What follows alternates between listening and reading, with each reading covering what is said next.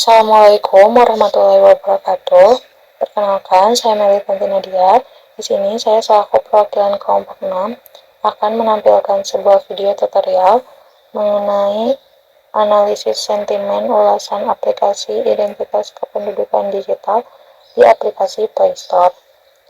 Nah, ada beberapa langkah yang kita perlukan untuk mendapatkan hasil akhir dari analisis sentimen aplikasi identitas kependudukan tersebut. Yang pertama, hal yang kita lakukan adalah scrape data. Nah, di sini kami menggunakan Google Colab dengan program Python. Nah, kita buka Google Colab, kita tambahkan teks, memberi judul. Kita akan memberi judul scrape data. Nah, selanjutnya kita tambahkan kode. Di sini kita perlu menginstal Google Play Scraper.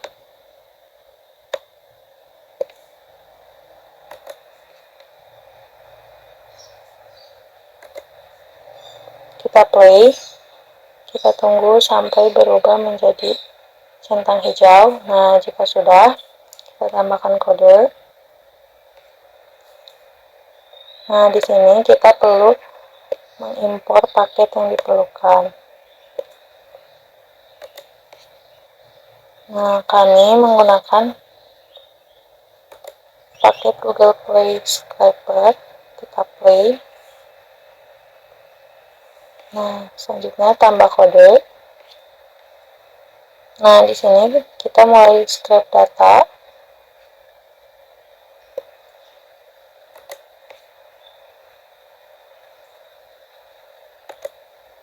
Nah, bisa terlihat ya, di sini terdapat link web aplikasi yang digunakan. Nah, kami menggunakan aplikasi identitas kependudukan digital. Nah, link web tersebut kita dapatkan dari Google Play Store. Kita buka Google Play Store. Kita cari aplikasi yang akan kita gunakan. Nah, identitas kependudukan digital. Kita tekan. Lalu kita copy link web tersebut dari gov.dukcapil.mobile_id. Jika sudah, kita copy dan kita paste di sini. Nah, selanjutnya ada language atau bahasa. Kita menggunakan bahasa Indonesia. Nah, di sini juga ada country, yaitu wilayah. Di sini kita menggunakan wilayah Indonesia. Nah, di sini terdapat sort, yaitu ulasannya kita mengulas dari yang most relevan. Tapi jika kita ingin menggunakan ulasan yang terbaru, kita bisa menggunakan news. Nah, di sini terdapat count, yaitu jumlah ulasan yang akan kita scrape.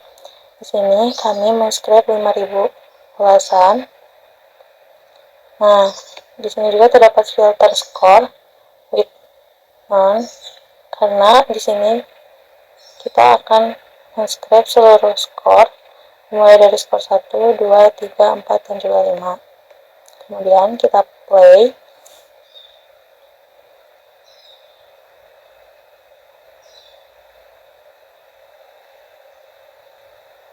Nah, kita tambahkan kode selanjutnya.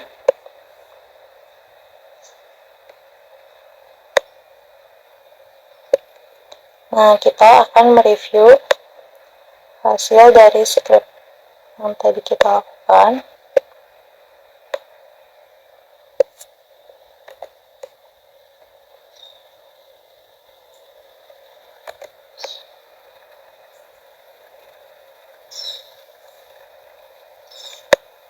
Nah, bisa kita lihat ya, ini adalah review dari script tadi. Terdapat kolom review ID, username, user image, konten, skor, dan lain-lain.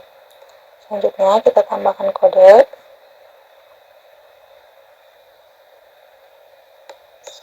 Nah, di sini kita perlu memastikan jumlah ulasan yang kita cari dengan jumlah ulasan yang kita dapatkan.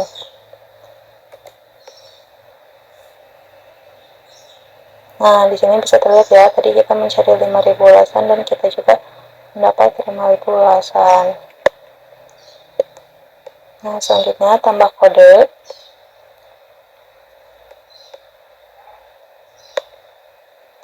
Nah, di sini kita mulai memfilter review yang tadi kita sudah dapatkan untuk menjadi beberapa bagian, yaitu ada kolom username, score, ad, dan juga konten. Kita play. Nah, jika sudah, bisa kita lihat ya, kita mendapatkan kolom username, score, ad, dan juga konten. Nah, selanjutnya tambahkan kode. Nah, di sini kita mulai mengurutkan urutan ulasan dari yang paling terbaru sampai yang paling terlama.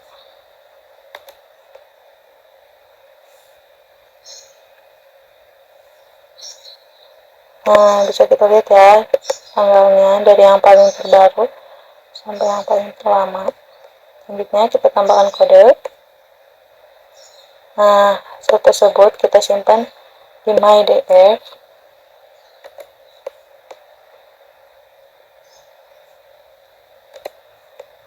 Kita play. Nah, jika sudah, kita tambahkan kode selanjutnya untuk melihat preview dari MyDF.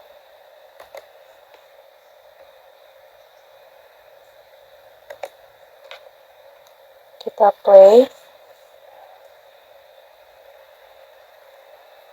Nah, ini hasil yang kita dapatkan dari hasil script tadi. Langkah selanjutnya setelah script data yaitu labeling data. Nah, kita bisa kembali ke Google Colab. Kita tambahkan teks. Kita beri judul labeling data. Nah, kemudian kita tambahkan kode. Nah, di sini kita menggunakan def labeling score, di mana hanya menggunakan 2 kolom, yaitu kolom konten dan juga skor. Nah, di sini terdapat jika skor kurang dari 3 yaitu negatif, dan jika skor sama dengan 4 yaitu positif, dan jika skor sama dengan 5 yaitu positif. Nah, ini itu menggunakan metode if elif. Nah, kita play. Nah, bisa terlihat ya, jika skor kurang dari 3 yaitu negatif, dan jika skor sama dengan 4 ataupun 5 yaitu positif. Nah, selanjutnya kita tambahkan kode.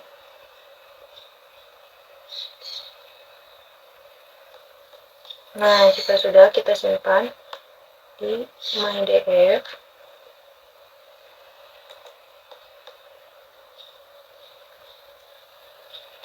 Nah, ini tuh akan tersimpan di file script_data.csv. Kita play. Nah, hasil dari script data CSV ini bisa kita temukan di file folder di sini. Nah, kemudian kita pencet titik 3 ini dan download. Selanjutnya, setelah labeling data, kita akan pembersihan data melalui data cleaning. Nah, di sini kita tambahkan teks untuk memberi judul data cleaning. Nah, di sini kita tambahkan kode. Nah, di sini kita akan menggunakan hasil dari script data CSV yang sudah kita simpan tadi. Kita play. Nah, bisa kita lihat ya, datanya ini sudah dibersihkan, jadi skor 3 itu none atau kosong, Selanjutnya kita tambahkan kode.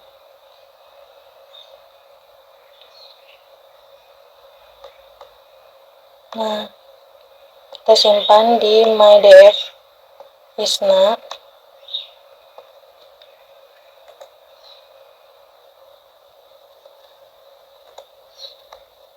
Kita play.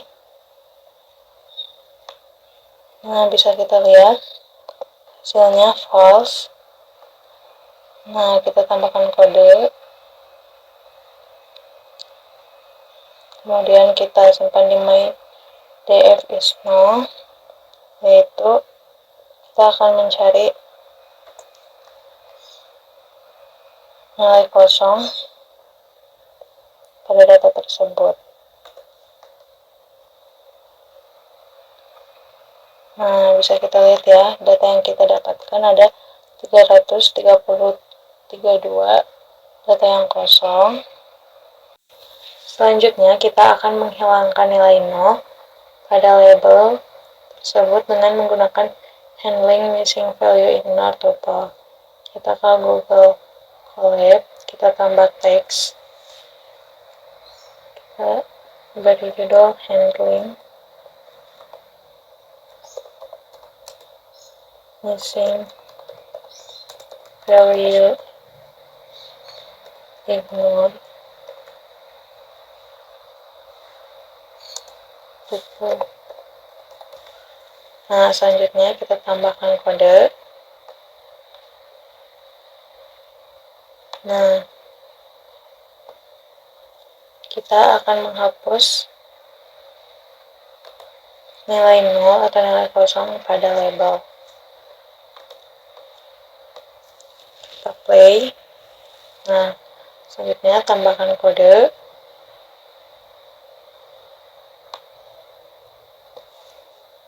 Menggunakan metode isna.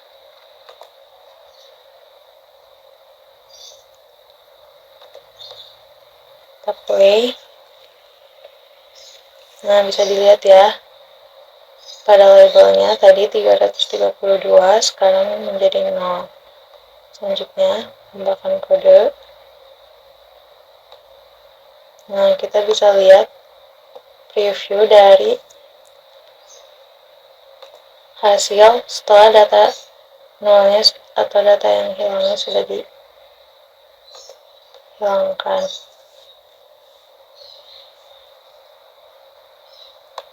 Nah, tampilannya seperti ini ya. Jadi skor 3-nya sudah tidak ada. Selanjutnya kita tambahkan kode.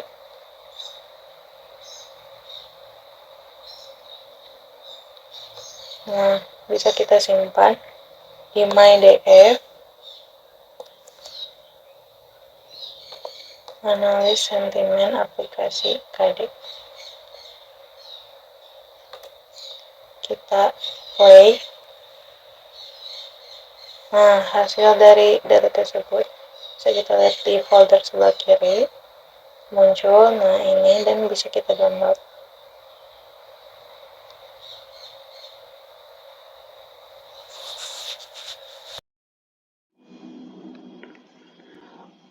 Baik, perkenalkan nama saya Muhammad Gibastian. Di sini saya akan melanjutkan analisis sentimen aplikasi identitas kependudukan dari saudari Meli.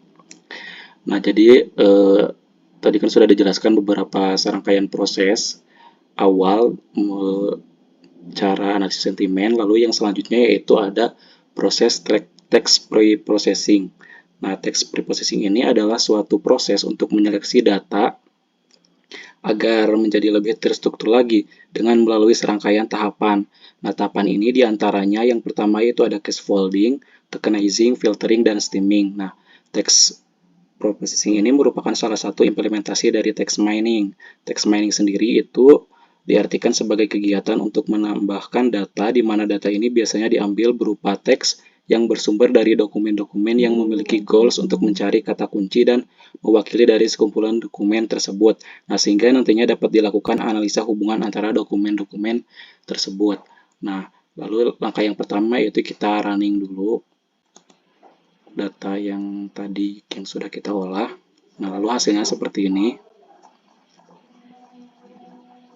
Nah, untuk metode yang selanjutnya yaitu ada metode cascading. Nah, peran dari cascading ini untuk menyamaratakan penggunaan huruf kapital. Nah, misalnya dari data teks ini ada beberapa tulisan yang memang di awalnya tuh tidak huruf kapital. Nah, jadi gunanya cascading ini nanti di akhirnya merubah penggunaan dari huruf kecil atau lowercase ini menjadi huruf kapital. Nah, lalu untuk yang selanjutnya yaitu ada stop word removal atau filtering. Nah, tahapan ini mengambil kata-kata penting dari hasil token dengan menggunakan algoritma stop list. Cara kerjanya itu membuang kata kurang penting atau word list, menyimpan kata penting. Nah, misalkan dari hasil ini kan ada kata-kata yang dikurangi, dibuang, sehingga katanya itu lebih efektif. Lalu metode yang selanjutnya yaitu ada tokenizing. Nah, misalkan kita ambil contoh data ini dari komentar-komentar ulasan di Play Store, nah, atau kumpulan dataset. Nah, pesannya itu pastikan spam, terus terdiri dari beberapa kalimat. Nah, untuk memudahkan proses analisis data ini, kita harus memecah kalimat-kalimat tersebut menjadi kata atau disebut dengan token. Nah, dengan tokenizing ini kita dapat membedakan mana antara pemisah kata ataupun bukan. Nah, hasilnya seperti ini setelah kita running. Lalu untuk langkah yang selanjutnya yaitu ada stemming. Stemming ini merupakan metode untuk mencari kata dasar dari sebuah kata. Nah, stemming ini merupakan salah satu tahapan dalam preprocessing juga. Nah, proses stemming ini memiliki pengaruh dalam tingkat akurasi temu kembali informasi. Stemming ini dilakukan dengan cara menghilangkan imbuhan yang terdapat pada kata. Nah, untuk melakukan stemming, kita harus menginstal dulu aplikasi Sastrawi. Aplikasi Sastrawi ini adalah sebuah modul sederhana yang dimiliki oleh library Python yang memungkinkan untuk melakukan pengurangan kata-kata yang terinfleksi dalam bahasa Indonesia ke bentuk bakunya atau sesuai dengan standar kamus KBBI. Nah, jadi langkah yang pertama itu kita install Sastrawi. Setelah install kita running, lalu hasilnya seperti ini. Nah, di sini yang muncul ada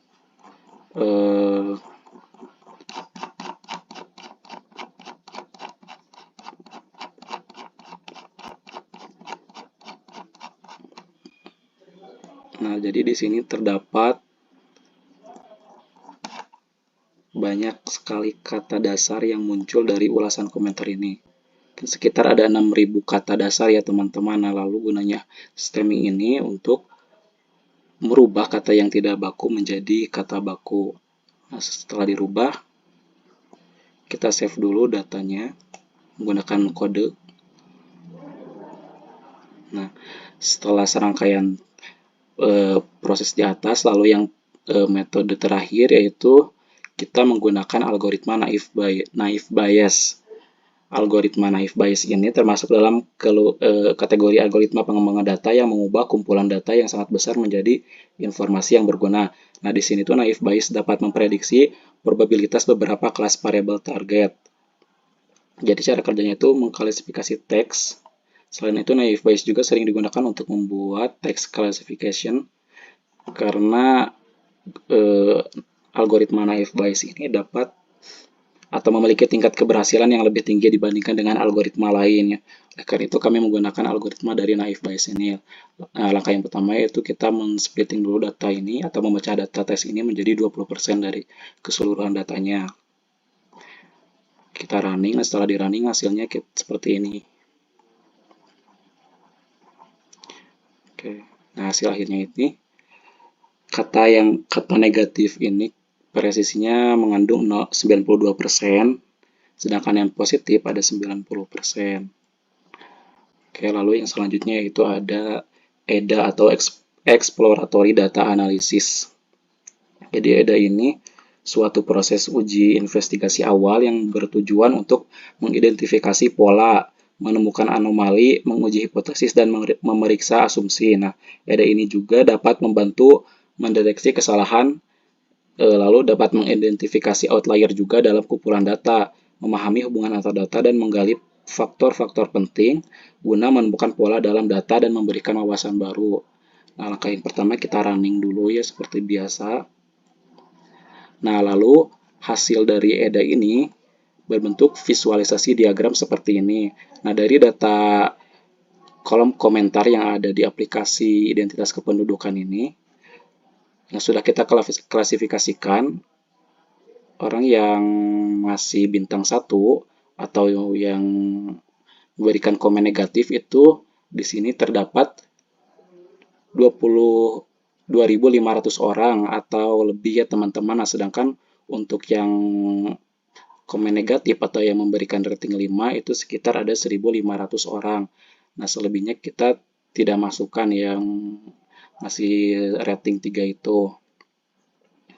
Nah, untuk yang selanjutnya yaitu ada visualisasi word clouds. Ini merupakan tahapan akhir dari analisis sentimen. Nah, gunanya kita dapat mengetahui kata-kata positif ataupun negatif yang sering muncul. Nah, di aplikasi ini sendiri, kata positif yang sering muncul ini, di antaranya seperti ini ya, sangat membantu, sangat bermanfaat, dan lain-lain. Sedangkan untuk kata negatifnya, ternyata dalam aplikasi ini ditemukan bahwasanya kurang efektif saja ya bagaimana implementasi dari aplikasi itu. Nah, jika semuanya sudah kita olah, kita save juga menggunakan kode yang tadi, lalu kita download ya teman-teman. Oke, mungkin itu saja ya teman-teman hasil akhir dari analisis sentimen aplikasi identitas kependudukan. Mohon maaf bila ada kekurangan. Terima kasih.